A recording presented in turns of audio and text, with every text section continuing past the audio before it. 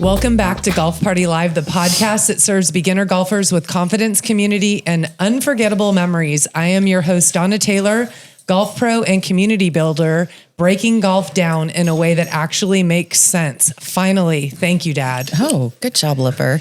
And I'm your co-host, Brittney Boo, expert beginner, beverage cart insider, and your resident golf optimist for everybody else. Maybe not myself, but everybody else. Right? And we're coming at you from the Taylor's 19th hole with Aaron Decorte, a.k.a. AD, and he has been on our show several times.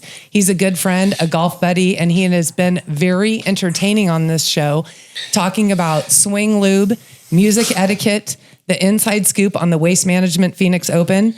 Like, this guy has endless insight. So our topic today is a unique one. I asked AD what he wants to discuss, and he said that he wanted to interview me.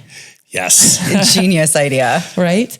And what's really interesting about that is I said right away, awesome. I was so excited. I went to bed that night thinking, oh my gosh, you know that I like to be in control. Yeah. AD, right? Yeah. We've been on the Yes. golf course a lot. Yes. I started to think, okay, I can do this. So our topic today is building Golf Party Live, wins, failures, and the rise of a movement. And for the first time ever, I'm handing over the mic. So Aaron is taking the lead on this one. So AD, the mic is yours. Oh boy. Yes, this is a momentous occasion to have the mic on your own pod. But when we were talking about what to talk about, the thing that stuck out, and I'll tell you why I asked to interview you, because I think that's important. I've told so many people about your story that don't even care about golf, right? Because there's so many people who won't chase their dream. They're stuck in corporate America. They're stuck in whatever it is they're stuck in, and they're dreaming about something else. And so whenever that comes up, I always think about you, because I've known you before Golf Party Live, as it was sort of being talked about, as it was being born, and now to see what it is today, I'm like, this is the reason why I think it's important to talk about. Although Golf Party Live is important, and the pod is important, but most important is, do people chase their dream? Do they actually have the guts to do what you've done? So I'd love to chat with you about it, ask you about it. Brittney and I have floated a bunch of questions together. He's still running it, and be thankful he is, not me. But I'll start with this. I mean, this is June of 22 is what was the official kind of start date of Golf Party Live. But before then, how long had you thought about doing what became Golf Party Live? Well, I was doing Yoga Party Live, and I didn't think at all about doing golf at all. Been there, done that. I was a teaching pro in the Bay Area when I was, I would say, 18 years old to about 25. And I was doing a lot of one-on-ones, and it was super boring. Like, ladies would come to me and I would say, why do you want to learn to play golf? And they're like, well, I'm just bored. My husband works all day, and I have a massage on Monday. I have a golf lesson on Tuesday. And it would just be a filler. Right. And I just I wasn't passionate about that. So I didn't really enjoy teaching golf like I do now, because I have a different structure to it. Yep. So when you were doing Yoga Party Live, though, you had a full-time job. So you were in a sales career. Share just a couple, brief minutes about what was your corporate life like before you were on your own. So my corporate life is that I was always in sales. So I was in printing sales, and that's kind of how I met you, actually, because I worked for Stan Hogue Printing, and I met Pat O'Sullivan, who was a member at Alta Mesa. I went on his country club membership and knew all the people at Alta Mesa, and then I meet my husband there. A lot of my golf people I met through Alta Mesa. So I was just a printing sales rep. Then I was recruited, and I started, that's how Pat and I became friends. But then I became a protective packaging salesperson, custom protective packaging. And it was really a great job. I was a single mom. And so it was a great job because I had business that I inherited, and I just maintained accounts. Gotcha. So it was very easy, but I never woke up any morning saying, I cannot wait to sell protective packaging. And what's interesting is if you talk to Pat O'Sullivan, he is very passionate about what he does. Yes, he is. Very passionate. So it's not really the subject. He loves it. Right. it wasn't the subject for me. Right. So how long had you thought about when Golf Party Live like first began to like gel in your brain? Because you said you didn't like teaching women. You didn't want to do that. Right. How did you come to, what if I did what ultimately became Golf Party Live? How did that begin? Oh gosh. So Michelle Campbell, she's my Birdie Glow partner. Okay. So she said, I want you to teach me golf. And I told her no. Lori Ledley asked me to teach her golf. I said no. Right. And so then Michelle and Barb plotted and said, you're going to post on social media, is there somebody, a female, who could teach me how to play golf? I want to learn. So she posts this and I just called her and said, Michelle, fine. I'm waving the flag. I will teach you how to play golf. I will teach you in groups of 10 people because it's a lot to teach someone golf. And I need 10 people. Yep. And I will find a place to go teach golf. It could be kind of challenging because in the Bay Area, I'm very well known. My dad's well known. I could go anywhere and drop his name and I could go. Here, not so easy. And people know me for yoga. So they thought, wow, well, how is this yoga teacher teaching golf? Right. But that was my heritage. So I booked that first clinic in the middle of the summer, June 8th, and it sold out literally in 5 minutes. Then I said, well, I'm already out there. I'm going to do another one. And it filled up. So I had 20 ladies that I taught starting in June. So when you did your first 10 ladies, was it an hour, 45 minutes? It was an hour, which is not enough time. That's what I learned. Okay. Because I like to talk and I think building rapport is really important. Right. This is who I am. This is what we're talking about. So instruction, 1 hour is good, Yep. but I need 15 minutes. So now I do 75 minutes. So I have some time to just get people comfortable. They can get some swing lube if they want it. Yep. They can ask questions. I can kind of see how everyone's doing. So it has evolved into 75 minutes. So you didn't really leap, right? You were cajoled into it, right? Is that fair to say? That is great. Exactly. The greatest manipulation in the best way possible. Yeah, Thank you, from Barb Michelle and Barb. Yeah. But they were right. They were right. They were saw right. it. And I did it as a favor. And Right. so and it was very strange having that long break because I would say things like, hold the club like a bird, not too tight so it'll die, not too loose so it'll fly away. And I felt like I was 18 again. Uh-huh. So very strange coming back into that role and just seeing how much people love it and how excited they were. So it just kept going. When did you say, I'm going to be intentional? At what point did you, because the first ones you were basically pulled into it. Right. When did you decide I'm going to be intentional? Well, I kept going and then I got really tired and I thought, there's so many people who want this that I would do one day where I would have one class at 5, one class at 6 o'clock.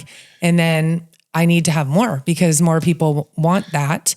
And then it started to be 6 classes and I really can't do all of this. And then adding the podcast, it just, you can't do both. And I was still doing Yoga Party Live at the time. So Right. I had like 5 jobs. And you were working. Yeah. And you had a full-time printing job. Yes. That you loved. Yeah, exactly. That you dreamt about. That I woke up in the morning for. Yeah. Protective packaging. Right. What else could be better? What else in life? Yeah, my customers would say, this doesn't really fit you, Donna. And they didn't know anything about me. Sure. But they could just say, this isn't really the right fit. Even Pat O'Sullivan was like, yeah, I can tell that this isn't your jam. People tell me all day that this is my jam. So we're going to go back into between now and then, but just where you sit now, when you look back on those first 2, groups of 10, did you ever think it would become this? No, I honestly had no intention of it becoming that, which is really interesting because the listeners out there, like you said, this is something greater than just building a golf community. This Right. is people following their dreams, is that I don't think that people realize their strengths. For me, I'm trying to become the best yoga teacher ever because it's something new and it's something that I just love to learn and to conquer and to have new skill sets.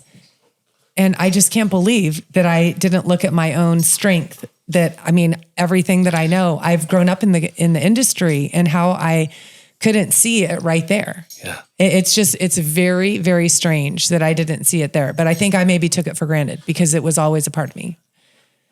But Right. because you grew up in golf, Yeah. like Brittney, you grew up with a golf dad. Yes. Right. But not in golf, You grew up around in the golf. business of golf. That was your dad's business. Yeah. So it never occurred to you when you stopped teaching at 20 something and came to Arizona, that was it. You never thought about teaching again. Never. No.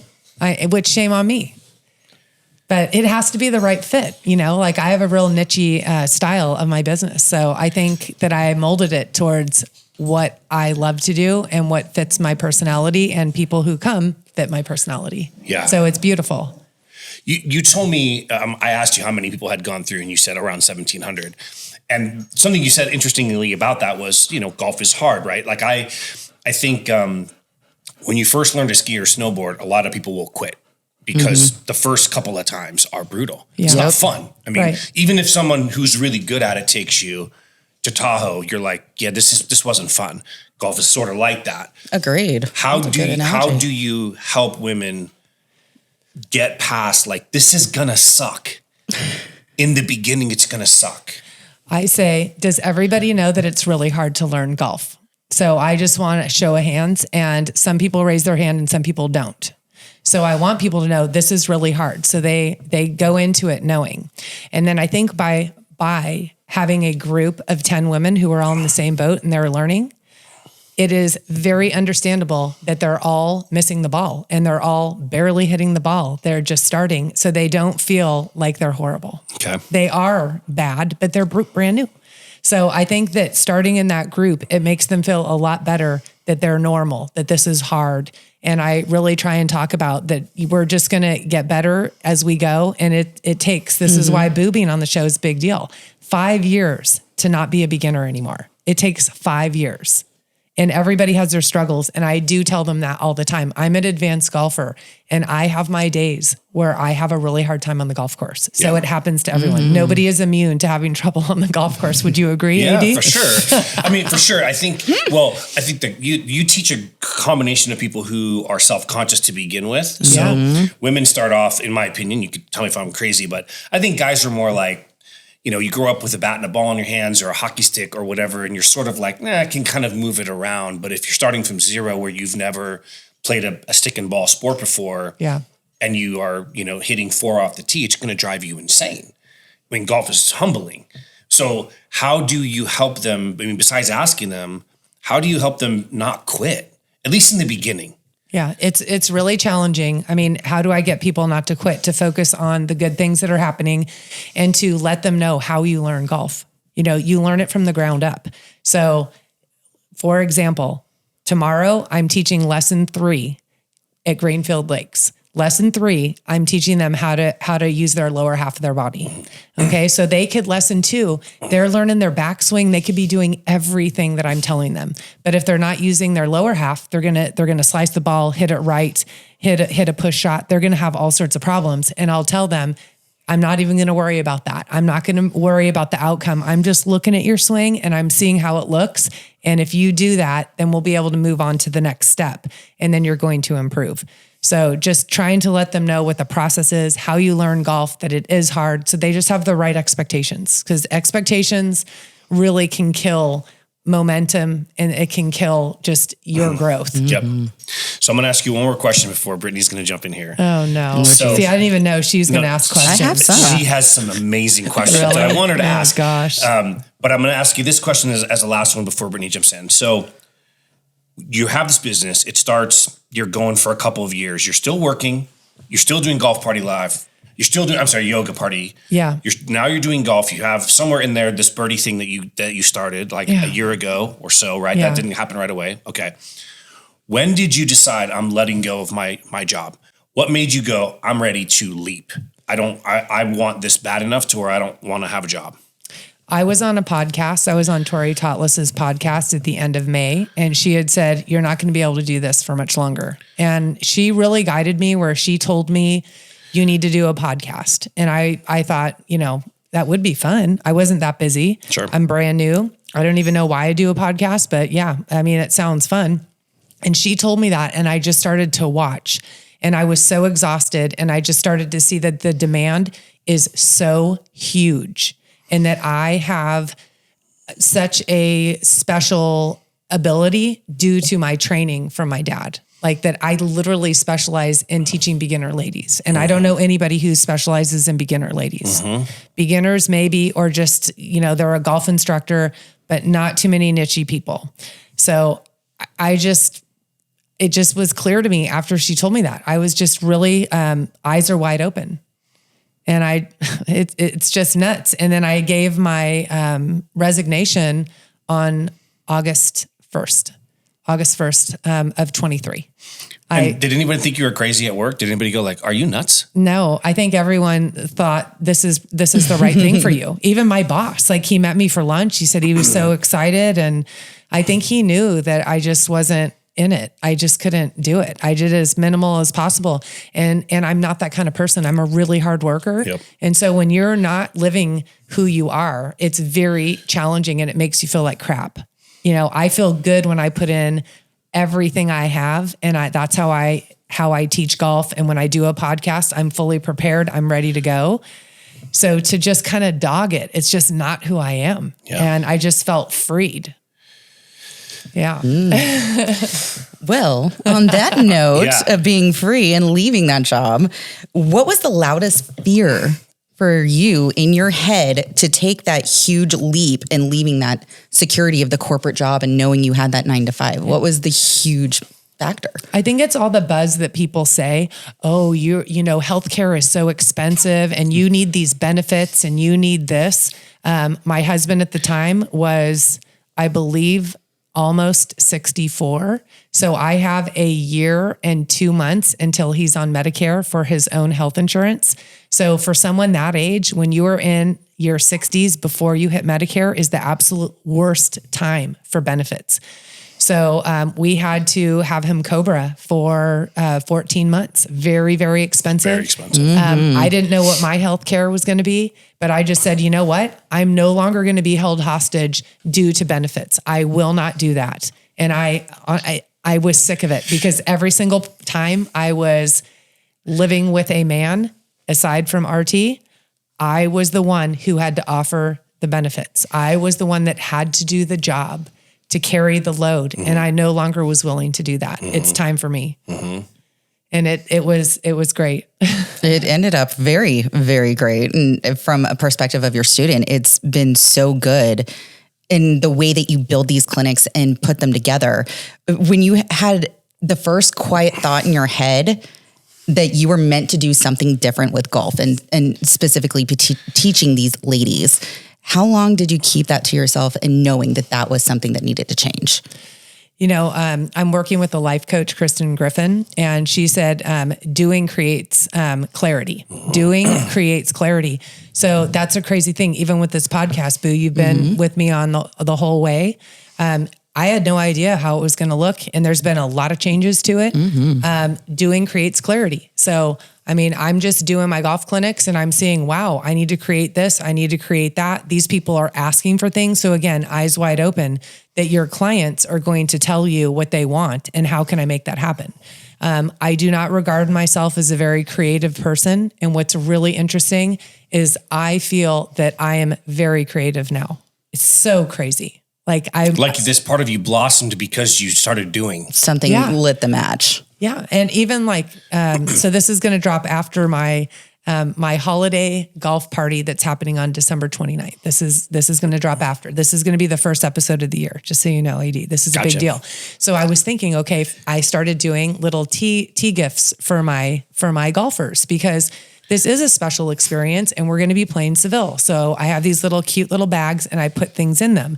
So last night I'm sitting there like, what can I give these guys? I gave little bracelets, little friendship bracelets to our Friendsgiving. They loved them. And so I ordered and Boo's going to be there. So you're the only one that won't be surprised. I'll keep a secret. These motivational cards that I got from Shields that gives some motivational, encouraging message. And I'm going to put that in there along with other things. Right. So just little things like that. Like, how can I make this more special? How can I make this retreat more special? And normally I wouldn't even know. And I just sit there. I have a glass of wine at night, looking out on the golf course, and it just comes to me. And in the past, I would be stuck. Mm-hmm. So it's you do, you put so much thought and effort into all of them. You kind of give us a little bit of an insight that you sat and talked with Kristen. You had your life coach. As far as your current mental routine, just besides Kristen, do you do anything else like visualizing, journaling, meditation, or anything else that keeps you trusting yourself in your path that you're doing with this? So I tell people who try and get me to do things that I barely have time to eat. That is what's very interesting about my new life. I did not work that hard, that many hours in the past. I'm constantly working, and when I'm not working, I'm on the golf course. So golf really is my meditation. Golf is my everything. And RT and I go out and play. We'll have like really chill music going on. We'll have drinks as we play. And it's one of the reasons why I don't really like to be competitive with my golf, because this is my solace. This is my time to have fun. And that's what I want golf to be. So no, Boo, I do work out with Katie Jeffers. Yes, you do. Yeah, I work out with her, and it's hard for me to find the time to get there, and I have to schedule it and I have to do it. And I teach Higley football. You are a very busy person. Yeah, so I'm teaching them, and that's kind of very meditative for me as well, because I'm helping youth achieve their goals. And it's really cool to be in a wrestling room packed with guys who want to earn scholarships, and they're extremely hardworking and focused. So, I mean, working really is that for me. It's crazy that work is kind of your zen as well. It's so nuts. As far as you spoke on yoga and that you've done that with your Higley team, you had the yoga business and transferred it into golf and connected yoga and sports together. When did that all click to kind of put the sports and the yoga together? Because that's not very traditional in most ways. Yeah. So I was in teacher training, and I'm like a Gilbert girl surrounded by all these Scottsdale yoga teachers in training. And Scottsdale and Gilbert are very different. And I'm very different from a normal yogi. I'm very muscular. I'm not very flexible. And I am an athlete, and these girls were more like dancers and very yoga-like, into the ancestry of yoga, which is awesome. For me, I go in and it's like, I want to work at a studio, and I want to, I can do arm balances because it requires strength, not flexibility. And I really remember thinking, I don't even fit in with this teacher training. That's a good thing that I don't fit into the yoga community. Good. And so I found that there needed to be yoga for athletes. And I just basically announced it. I want to train athletes. I want to work with sports teams. Like, you have to say what you want. So someone over here heard me and said, oh my gosh, my son is the brand new head football coach at Castile High School, which is right over here.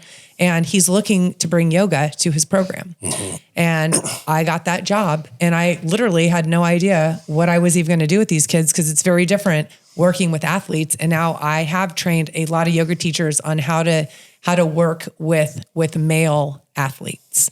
And I love doing it. It's my last class that I have. I that's the only yoga that I teach. Mm-hmm. And I just finished my 9th season with Higley football, and the coach said some really sweet things. In fact, your dad had tears in his eyes with what the coach said. Zuby is quite an incredible human being. He is. He's the coolest. One thing that, as I'm listening to you, that occurred to me, and when Brittney was talking about the yoga part, and then you were sharing about the golf part, in both industries, you actually broke how it's done, mm-hmm. right? So in yoga, it's done at a studio, and it's done very like whatever. And you were like, no, I'm going to take that to athletes.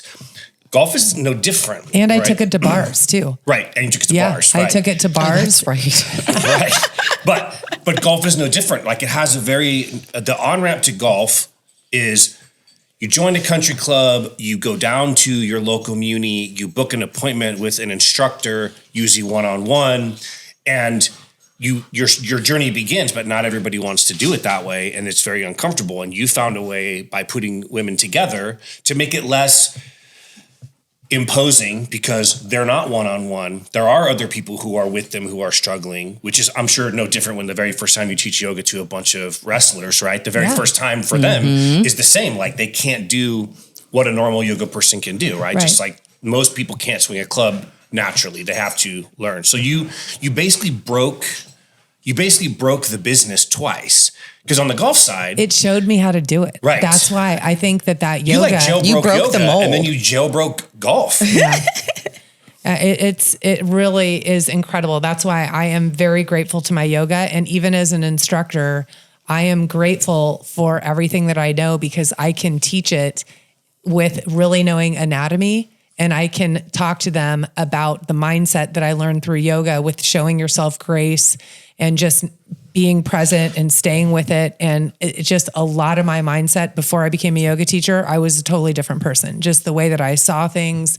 And I feel that I can help people even more due to that yoga training.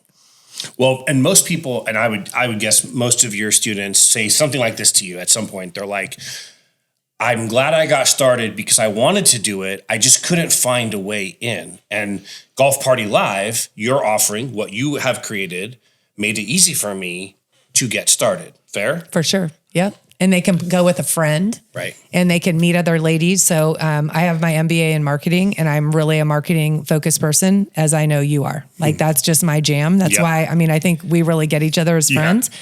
And I know what people are looking for just from people telling me and seeing like the joy that they have and what they want. And it is golf, but it's really what they get from golf. And that is community and that is friendships and that is fun times. It's really not even about golf. It's not about the scorecard. It really isn't. It's people move here constantly and they have no friends. And then they're like, I've lived here for years. And this is the first time I ever really made a lasting friendship. And I go do things with these people all the time. So what's interesting is, like I moved here in 2005 and never played golf. And the very first thing that people said to me when I moved to Arizona is, you need to learn to play golf. And I'm like, well, golf's dumb. Okay, first of all, I'm not going to do that. But then they were like, you don't understand the social world of Arizona.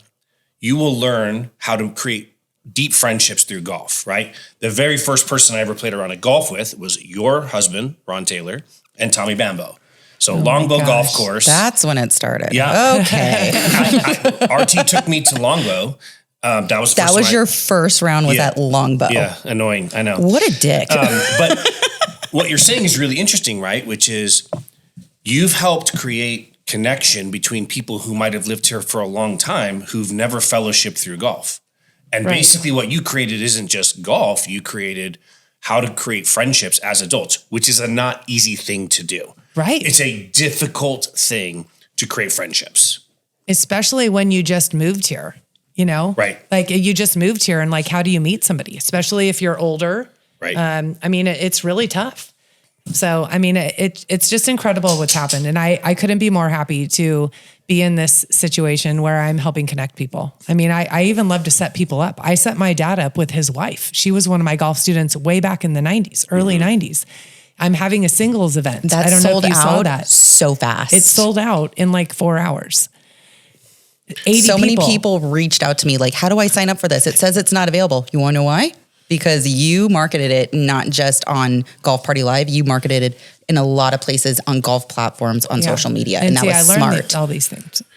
And no one else is really doing this, right? No. Right? I've never even heard of anything like what you've created by anyone. And I did one October of 23 and I didn't really like it. And so what I need to do is why didn't I like it? I had to rally to find guys. This time I started marketing to guys and I almost sold out all guys because I want to have it even. Sure. All guys. And I know where to get them now. I know where to post, right? I know where to post. I know what to say. Right. And I got the guys. And so that makes it easier. And then I know what I need to do when I'm there. So it's just experience and learning. And I bring my sound system. I bring my yoga sound system. Right. So I have a mic, I have speakers, like all the stuff that I can still use. I know we haven't talked about this yet, but how many retreats have you done so far since you've had Golf Party Live? We've done 6 retreats. Wow. Yeah. We've done 3 in Coronado, 1 in Sedona, and 2 in Tahoe. And what's the future of retreats? When you look at 26, 27, what's the future? Yeah. So we are set to do 3 retreats in 26. Okay. And we've only done 2. So I can have 2 big retreats or I can have 3 whatever size retreat. Kristen's really been helping me saying, because this Nashville retreat that we're doing in June, I don't know how many people we're going to get. And Kristen said, it's going to be what it's going to be. You're going to learn from it. Doing creates clarity. So we're going for it. And we actually have quite a bit of people that are going to that Nashville retreat. And I was a little bit unknowing about it. So we'll see where it goes. I also have had people say, and this is, you really have to get clear on what you want, what drives you, what you like about your retreats. For me, I love the connection, being together, knowing who's going, and really having that closeness. So when you leave, it's like you're like family. We're forever connected once we've retreated together. It's so true. So it's amazing. a different bond. So a past retreater said, Donna, you need to do these luxury international retreats. Like these things, there's such a market for it and you would do such a good job. Well, then I would lose that closeness and I don't want to be traveling all over the place. Right. And that's not really my crowd. So I have to really look at who do I want to serve and who are my people and what do they want? Where do they want to go? Right. So it's a little bit challenging figuring that all out. And I'm just taking it. We'll see how 26 goes. And will we do 3 in 27? I don't know. Whatever it brings me is where I'm supposed to be, is the way I see it. Those are big time challenges that you can have. How do you navigate through those to make these retreats happen? And the biggest challenges in the business itself, though. Yeah. So I mean, I don't even know if it'll be a challenge because in the past, our retreats, they sell out super fast. So the challenges are finding the right properties, finding the right, like Nashville is going to be definitely our most bougie, expensive retreat because everything's included. You wouldn't, I'll send you AD after we depart each other today. You wouldn't believe this property that they have huge lodges. They're brand new and they have little cottages. So we have room for 28 people. Really cool. We have our own private putting green. They have kitchens where they will come in and they will cater everything. The menus, like sky's the limits. You can have beverage cart service. You can have unlimited open bar. You could have no open bar. Sure. And just they have all these things. They're going to take us into Nashville in these Mercedes. Sprinters. Yeah. Yeah. I mean, just really cool. I was always under the impression like too that as many times as I go to Nashville, that women fly free to Nashville. That's what it feels like when you're walking down Broadway. I'm like, you guys must fly free here because there's like 6 million bachelorette parties every night in Broadway. No, I've never been. Fly? We have never been. Neither one of us. We have never been. This is going to be our first time going. Wow. Yeah. Okay. And how I found this place is one of our listeners was listening and said, you guys need to come to Nashville. Like this would be the best spot. And she messaged me and I asked her to help me and she did. I've never met her. Her name is Debbie Thomas. Never met her. And she totally hooked me up and helped me. Any question I have, I can reach out to her. That is amazing. But what you're saying is interesting, right? Like you could go overseas, but that's a 10-hour flight. It's a massive expense where Nashville's 2.5 hours from Phoenix. It's easy to get to from any part of the country, basically in 2.5 hours. Yep. And it's not bougie it's not Beverly Hills-ish, like you're paying $1 bazillion. So you care about what happens with the people. Yeah. Do most people, are they beginners with you? Like they just started doing lessons and they go to retreats? Or what's a typical profile of like who jumps on a retreat? Yeah, so everyone jumps on a retreat, all different levels. It's a mix. Ellen went on our Tahoe retreat. She had never played 18 holes of golf ever. And we played the Dragon and we played White Hawk. Really, like you would love these courses. And Grizzly Ranch. Grizzly Ranch, that's right. Love Grizzly Ranch. Yeah. Oh, that was our favorite. That was our favorite. I love Grizzly Ranch. Grizzly Ranch. And it's not bougie at all. It's insane. It's amazing. It's quaint. Sorry, but AD, Grizzly Ranch for a brand new golfer who's never played 18 holes. Right. Like that is a really hard course.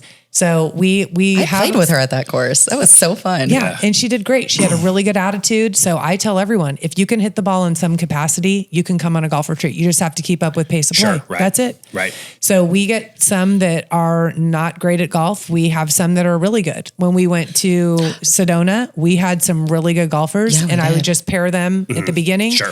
Different contests going on based on, and that's what's really fun, where my creativity, it's like, okay, and I'll lean on my dad and say, Dad, what do you think would be really good? Yeah. And he will help me come up with games for everybody. What can we do? How can we keep our pace? What's good awards? I mean, it's all around. The retreats are great. Boo's been on almost everyone, right? The only one I wasn't on was your extended weekend to Pine Top. Yeah. That is the only one that I have not been on. Yeah. Do you have any other events that you've never done yet you want to do? Ooh. Like a tournament or something? Like, have you thought about anything that you've never done before that you're like, I want to do this in the future? So that's what I did last year. So last year we did our ladies golf extravaganza. Okay. Did you hear about that? I heard about it. I'm not sure what it is. So tell us what it is. Okay. So the ladies golf extravaganza, I was thinking, you know what? Our member guest here at Seville is off the It's the hook. best. It is so good. so much fun. Okay, so. And so ladies would say, like Allison, you know, my friend Allison, other gals who are pretty good golfers, I want to play in that. Sure. If a member needs a guest, well, do you have a handicap? Okay. No, I don't. All these people don't have handicaps. They want to play in these fun events. So I said, I am going to do a member guest type of format for beginner ladies. Love it. So we're going to do 3 days. The first day, Awesome. okay? The first day, this was my mindset. Thursday is day one, and it's going to be a happy hour. It's going to be a happy hour, a shopping night. We're going to do some dancing. We're going to have fun. We did it at Sign Lines, one of our golfers' place in Ocotillo, and it was just all fun. And I had killer swag bags, and they got their swag bags. We had raffle prizes. We had music playing. I asked what everyone's favorite song was, and I created a playlist with everyone's favorite song shuffled. And we had dinner, and it was all fun. No golf. Love this. So they just get to meet each other. Right. It's a kickoff. Everyone's meet each other. Second Just day. like a pairings party without the pairings. Yes. Right. Exactly. That's exactly. Yeah. Second day, 9 holes. Because I know ladies' objections are going to be, I can't play 2 18-hole rounds. I'm new at golf, and I'm really worried about this.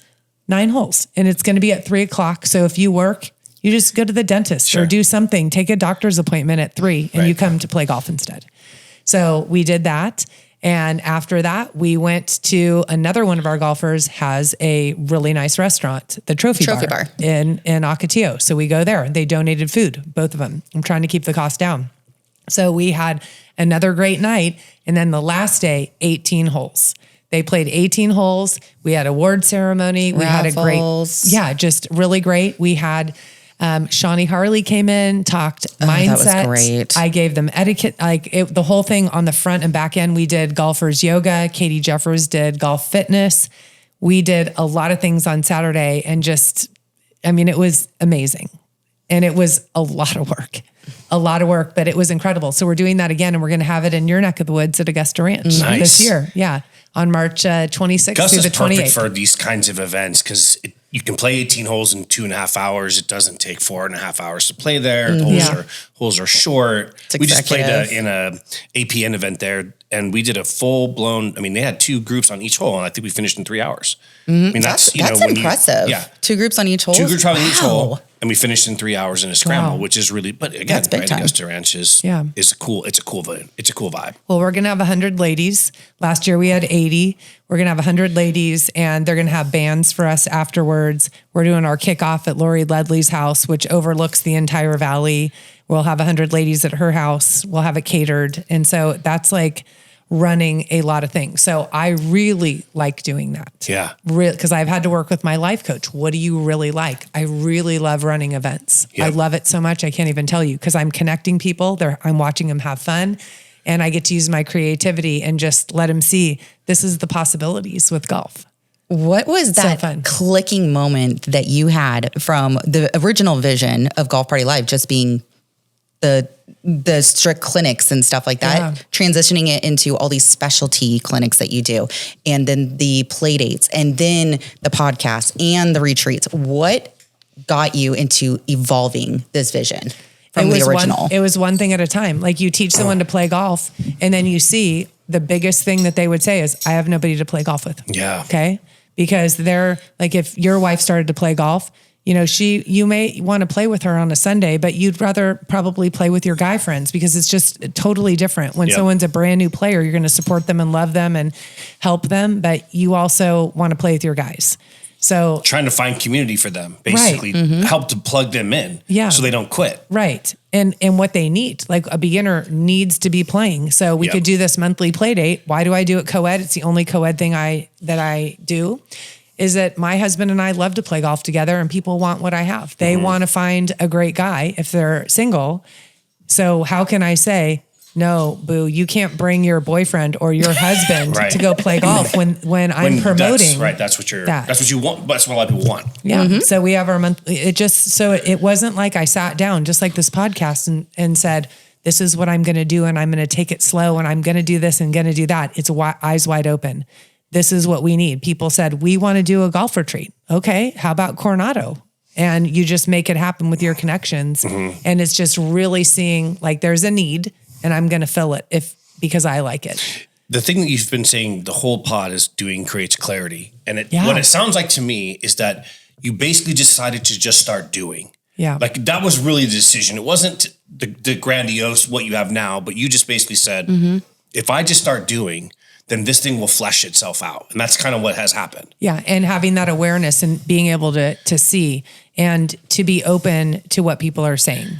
That's a big thing, even if it's something negative, because one lady, when I first started, she took a beginner series and then I did another beginner series because they wanted it. And it was like the same type of structure. And she said, well, I want something different. And I thought, okay, well, I need to create a graduate series. Yep. And so just creating all these things because people are saying what they wanted.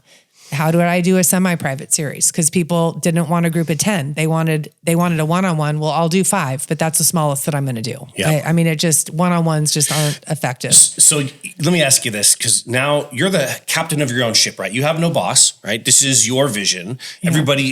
Everybody that you work with is working with you in your vision. So how do you fend off and say no? Like you just said no. Like, no, I'm not going to do a single one-on-one. I'm going to do 5. Like, how do you have boundaries? How have you maintained those boundaries? It's very challenging. And actually, Amy Miller, I said I was going to do one-on-ones because I need to serve my clients. And she said, no, you don't. Mm-hmm. You don't have to do one-on-ones. And my dad said, you can't do one-on-ones. You're going to spend all your time on the range and I'm going to burn out. Mm-hmm. So I just have to look and see like what is best for me. And it was really hard for me. I would say yes to everything and then I'd burn out. So I think I see that I have to really, really be careful of my energy because we only have so much of it. And I give a lot. I mean, when I go in, I don't have drinks before I teach. When I'm running an event, I'm not having any drinks. I am all there and I will go to the 19th hole with all of you, but I'm not having drinks on the first tee when I'm working. I will when I'm playing golf with AD. I think that's but required. I'm also not a student. I'm at least, not that I pay you. You give me advice that I need for sure. But. It's solicited, but unsolicited all at the same time.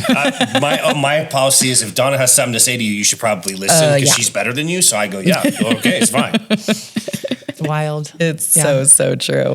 Oh gosh. So you talked about the niche with Tori saying you needed to do the podcast, and we know that was the start of it, but what did you want to do to make it different, to fill a gap in golf that there was a need you wanted to fill with the podcast? It's still a mystery why I did the podcast.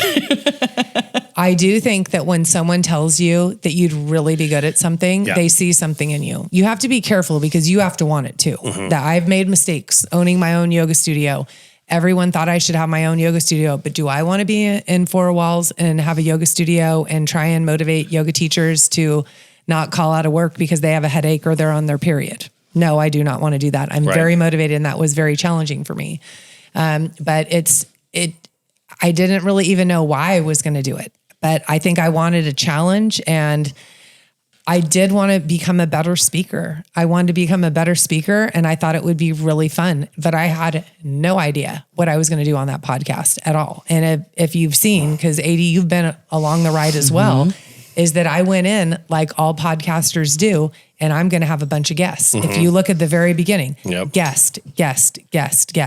And then it's like, you know what?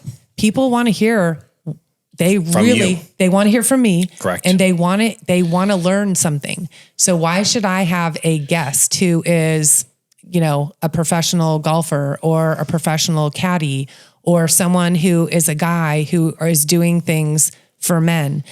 I do have male listeners for sure, but we really serve beginner lady golfers predominantly. Yep. And I need to serve those people. And what it became is my time goes by so fast in my lessons. And so ladies will say, what clubs do you think that I should use? And what are these different shafts? And if I were to get fitted, what should I do? And what do I do on the golf course to drive a golf cart? So now I can say, you can go to the podcast. Here's an episode. Here is an episode. So it has become helpful for my teaching to let these ladies listen to this. Just listen to this, and this is going to be helpful for you because I don't have an hour to talk about it. But even like the one you guys did on etiquette, which was a while ago, I thought would be cool. What's cool about that pod is that a new beginner then recruits her friend and says, before I take you, I'm going to send you the link to this pod because you probably have all these questions about if you've never played 18 holes before. Yeah. So you can listen to this resource. It's true. And I don't have to explain it to you while we're there. Yep. It's helpful. And I used to, and I still do, a golf 101 class in person with a whiteboard. Nice. Well, let's say I'm having it on a certain day and it's your birthday. You just had a birthday, right, Yeah. AD? Happy birthday. Happy birthday. But let's say it's on your birthday and you can't make it. You're dying to take this golf 101 because you want to get on the golf course. And I'm telling you, it's really important to do this, or you could do something wrong and it could really startle you and you could hate golf forever because some guy's yelling at you. Right? Embarrass you or whatever. So now I really think it should be mandatory that you either take an in-person golf 101 or you listen to this podcast, because they have to maintain their pace of play and they have to know what they're doing. Yeah. So now they have an option that I'm not just saying, do this class for $75. If you want to, I'm happy to have you in person. Whatever questions you have, I'll answer it. You can meet other ladies, or you can do this for free, but you have to do one. Right. So it's just really created a lot of opportunity for me to help students even more. It's such a good resource. And hearing you and the way you speak, you really do speak fantastically. So I find it hilarious that you're like, I wanted to speak better. As far as that's what you wanted out of this for yourself, but what with hosting the podcast, what it's become, has it taught you about yourself specifically? Ooh. Well, it has taught me so much, honestly, doing the podcast. I mean, it's endless. Just how much influence golf has in people's lives, and how I'm so damn lucky that my dad taught me everything that I know and gave me the confidence to do it. I'm so fortunate, and it's just incredible that I'm able to shift gears and to go into it. I mean, there's going to be hundreds of people listening to this episode, and just how to be able to manage that. I mean, I feel great about it, and I'm hardly ever nervous. That's why when you said you want to interview me, I'm like, oh my gosh. Yeah. This is like, but because you are the brand though. I mean, that's the thing that I love about what this has become, because it's the culmination of all of your gifts: leadership, golf training, yoga training, marketing, sales training, right? Right. The culmination of all those things have created something that is really cool. And it's not just cool in golf. Like I said in the beginning, it is cool in golf, but it's also cool because most people don't chase, especially at this age in their life. They're like, I gotta take care of health insurance. I'm so close to this one retirement milestone. And then you were like, I'm going to chase this thing, which is really a massive thing, way bigger than Golf Party Live, huge. Which is really cool, which is why I talk about you all the time when people are like, I don't know what to do. I feel like I should chase something. I'm like, let me tell you a story about Donna Taylor. Because I like it because I was there from the beginning. It's very true. Yeah, right? Yeah. Very, very true. That I really appreciate that. And I hope that, I just want people to if they learn something about golf or life, or they feel better about themselves, or they make a best friend, or it helps them on their way, that really lights me up. Honestly, that is my driving force, is making a difference. Well, people talk about growing the game all the time. Since I've been playing golf, grow the game is like the thing that people talk about. But if you go to the PGA show in Orlando, right, when they're talking about growing the game, they're talking about kids, which is great. You're talking about taking this massive population that doesn't play golf and exposing them to golf. They have money, right? They're not living at home. They're not broke. They can afford to come to your stuff because it isn't expensive. You're growing the game in a way that's faster, my opinion, than trying to teach youth, because they've got a million sports going on. Right. But at the age that people are coming to you, they're coming to you because they're like, I need a hobby and a connection point. They don't have 10 hobbies. They don't play basketball on the weekends. They don't, you know what I mean? They're looking for that one thing that they do. Yeah. I think people in golf should pay more attention to you. They should pay more attention to the brand that you've created, because you're growing the game every day. You did it in such a profound way. Yeah. Well, and what's really neat is there's a lot of competitive people out there, like instructors that, what's interesting is there hasn't been too many, but some that say, oh, you're taking my space or my students. And really nobody can say that, because the people that I'm teaching, I taught how to play, and I'm not stealing anything, because a lot of people get really territorial, and it's only happened like 1 or 2 times, which is truly amazing, because when you do big things like with yoga, when I was doing that, there were so many hateful people because I was successful in what I did. And I haven't gotten too much backlash. I actually was on the range at Seville, and this guy came up and he goes, "Are you Donna?" And yeah, he's a golf pro. And he said, "I really see what you're doing." He's like, "It is really incredible. And I know how hard you're working. I see you working at night, and I refuse to work anything over 8 to 5. Sure. I'm like, "Yeah, I work at night. I teach at night. You know, I got my golf boots that keep me warm." RT said, "Why do you need golf boots? We live in Arizona." I'm like, "Because it's 40 degrees and I'm teaching at night." I need those for the Bev cart. I truly do. They're pretty amazing. Well, it sounds like the business, you're being acknowledged not just by AD or also others in the industry, and then the women, because of how immensely successful this has gone, and it's been amazing. The work has truly paid off. If everything still goes the way you hope and how it's been, where do you see this Golf Party Live in 5 years? Yeah, that's the hard part. So I am 54. So in 5 years, I'll be 59. I won't be ready to hang it up. I think that I'll likely always be doing something. That's just the person that I am. Your dad's 66. He's still doing things like I'm just a worker kind. So I just think I'm going to figure out what I love the most, and I will do a little less, and I will do a little less, and I'll do a little less. And I'll just make sure that I'm still able to have balance. I'm still able to have fun in my life, and I will just hone it down. But how nice that I get to be the chooser. You know, I had a really brutal last spring.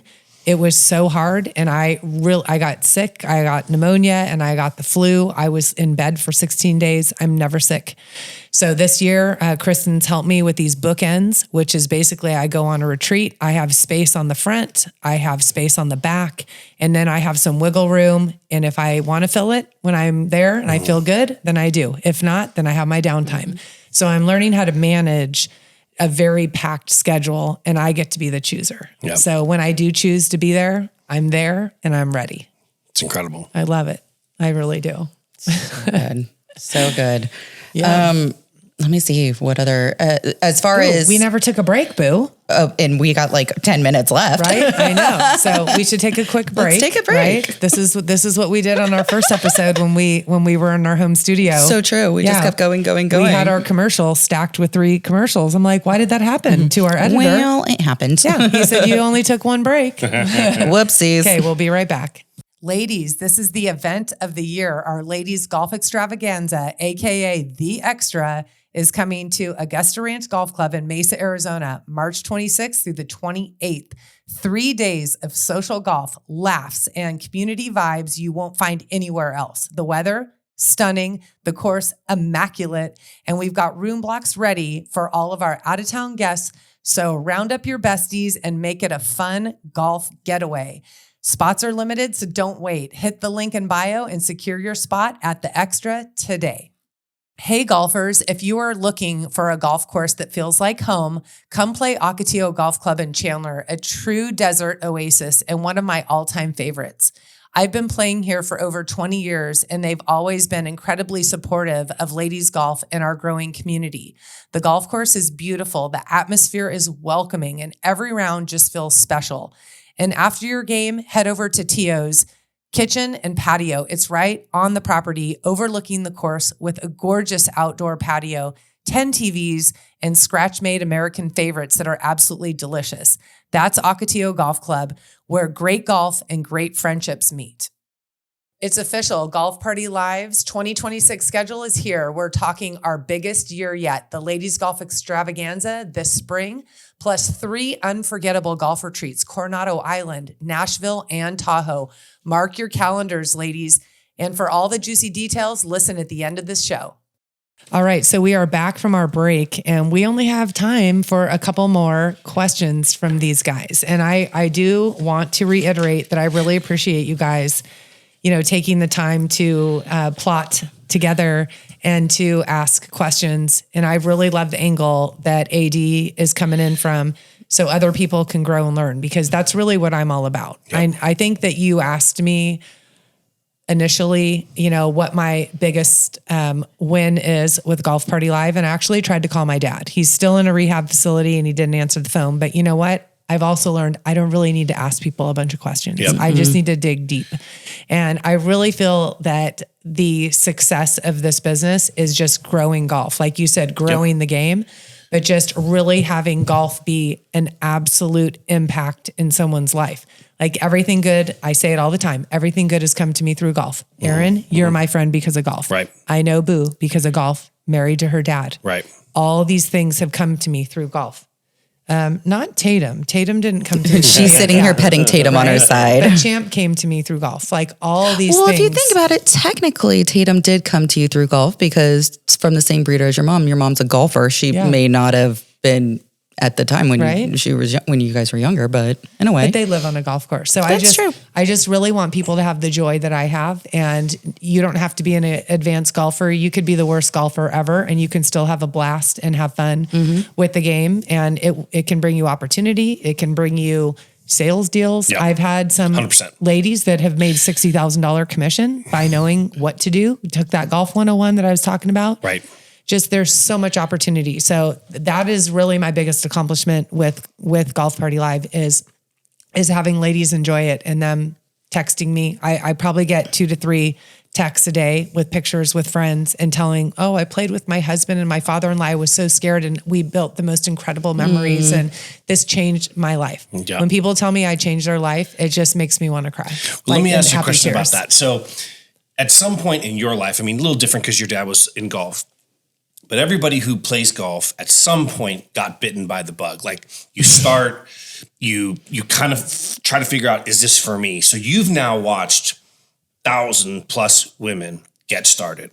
Yep. How many would you say are bitten by the golf bug? And then, I mean, besides Brittney, we already know that's true. Duh. But bitten, and how do you know, like, oh, okay, this is now a different student? Yeah. So what's interesting is that is what I'm going to work on this coming year because I believe only 20% it will stick. They'll stick with golf. Yep. They may, and I can tell because I look back at all these pictures, like where is that person? And the ones that stick, I see their pictures and they send me texts and people need to stick with it. They leave and go play pickleball is what they do. And it's like, okay, pickleball, you still get to wear the cute outfits, but it's like It's so funny to watch her face when she says the word pickleball. Yeah, that's my competition is pickleball. Gotcha. But at least they're doing something. Sure. But I really, really believe, that people just need to hang in there with it. And by setting those expectations and introducing them and letting them know they're not bad. You're a beginner. There's no such thing as you're bad as a brand new golfer. Yeah. Like if you're okay, you're okay. There was I don't know if you guys saw this, and I'm not trying to bag on Jim Nance, but I think last year he was asked, like, what do you consider a good golfer? He was asked on air and he said, someone who can break par. And I said, that's insane. That's an absurd answer. The statistics of that is ridiculous. That's an absurd answer obviously, right. He commentates in golf and he's probably, whatever he is, a +2, whatever he is. But I was like, that's such an insane answer. Right. Someone who can get around the golf course and maybe only lose a couple of balls and hold their own is a good player. Like that takes a lot of skill. You can't just roll up to a golf course and play. So what do you say to when women ask you, Donna, what is a good player? That's a great question. Right. So what I say, my friend Lori Ledley is a 33 handicap. I think Lori's a really good player. She is. Because she knows her etiquette. She has a good attitude. Like you see me tearing up. Yep. She plays and she keeps up with the pace of play and she loves the game. Yep. Lori is a very good golfer. Love this. Boo loves the game. Right. So I don't think it's a number. I think it is an attitude and I think it is giving back with helping other players who are new as well. Right. Yeah, I really do. I really do. It's very true. It's getting that mindset, not the score. We always say it's not about the scorecard. It's so freaking true. And I would venture to guess that even a plus handicap player would play with your friend and say, like, that was really fun because she's doing all the things that a good player does. It doesn't matter what her score is. Yeah. She's a good player. She's a good partner to have in a foursome. Right. Exactly. It's true. I play with single digit handicappers all the time. Right. And I'm 20 plus. So it's very true. You can, as long as you can hold your own, that's all that matters. There's people that are on social media that blue check marks reach out to me and they're like, hey, if you want to go play this course, let me know. And I'm like, I just let you know. I don't have this expectation that I'm great. And they're like, you're fun and you know the etiquette. That's all we care about. Right. Like that's truly all that matters. Right. It's very true. Very, very true. So that's what I would say. Yeah, I that's a don't good think answer. it's a number, Right. You know, and these ladies, it's very obvious that you can really tell a lot about someone. And we did a podcast episode on that these ladies can be really hard on themselves. So I need to nip that in the bud right away and just let them know. Hey, I mean, fun question. Have you ever seen a student throw a club? Ooh, you know what? Do you know that ladies cry and men throw clubs? Okay. Yeah. So I have actually not really seen anyone throw a club, but my Higley girls golf season, because I was their head coach. Yeah. Every single player was sobbing and I was hugging them. So for girls, they cry. I was a crier on the golf course. Didn't really get mad. Didn't throw clubs. Opposite of your buddy, Russ. Hello, Russ. Oh, what's up, Russ? Or my brother. We just dropped an episode today that I said I put a centerfold of him throwing a club in the yearbook. It's too funny. It's hilarious. So I don't really see anger. Okay. Unless someone's really, really drunk, like at the extravaganza, and they broke a club and they were really upset about it. They broke it on purpose or they broke it on accident? On accident and threw a fit for a few holes. But I do think that person was so heavily intoxicated that they were in another planet. Yeah, different. Totally different. Completely different. Well, I have one final question because this is, and I'll end it with this one for me, unless AD has another. No, but it's basically, you've mentioned multiple times about how you say, look at Donna when it comes to pursuing something and taking that leap. If you had another woman listening to this who feels called to do something new, but is terrified to move in that direction, what is the very first tiny step you would tell that person to take? Do, right? Because even if you do whatever you're going to do and it is a mess, then have your eyes wide open. What would I do differently? Actually, Kristen said you need to create a do differently note in your phone on Higley Girls Golf. What would you do differently to manage it next season? Because it was a lot. So I know what I'm going to do differently. So you have to be okay. You have to be uncomfortable with it not being perfect. And you're just going to charge less and you're going to work. In yoga, they would say you're working your shit out. Right. Like when you're becoming a yoga teacher, you're working your shit out and you make mistakes and you learn from them, you grow from them, but your eyes have to be open and then you go. How many successful businessmen have to fail, or business people in general have to fail before they fully succeed? And it's true. Yeah. It's true.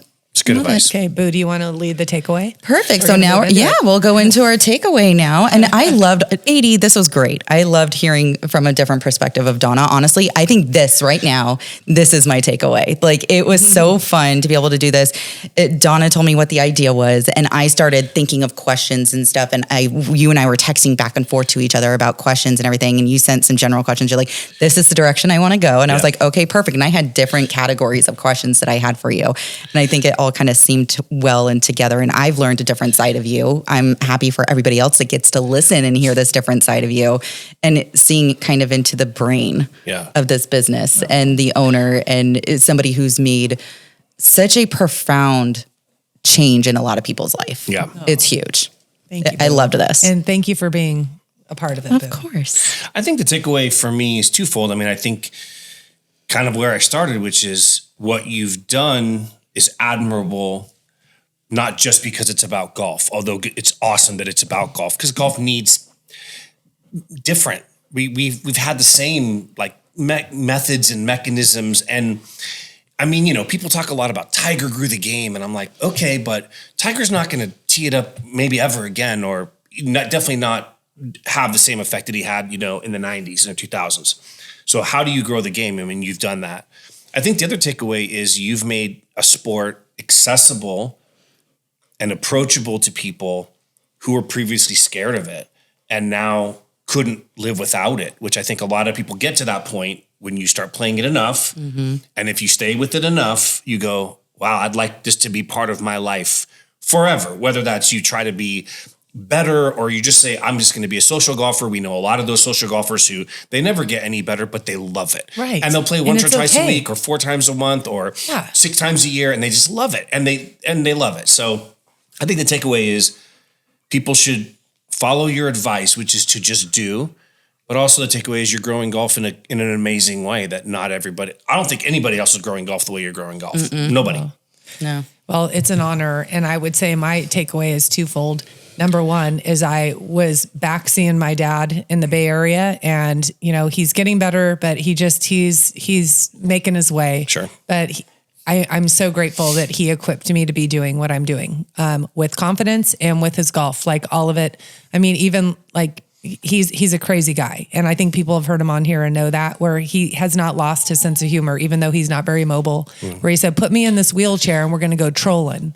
So trolling means this is what we would do at Greenhorn Creek. We get in the golf cart, we go trolling, we look and we see what everyone's doing, and we crash parties. And so we're in this freaking insane rehab facility, and he wants to go trolling in a freaking wheelchair. That's right. So very grateful for him. A lot of my personality, a lot of my confidence, and definitely the golf training is due to him.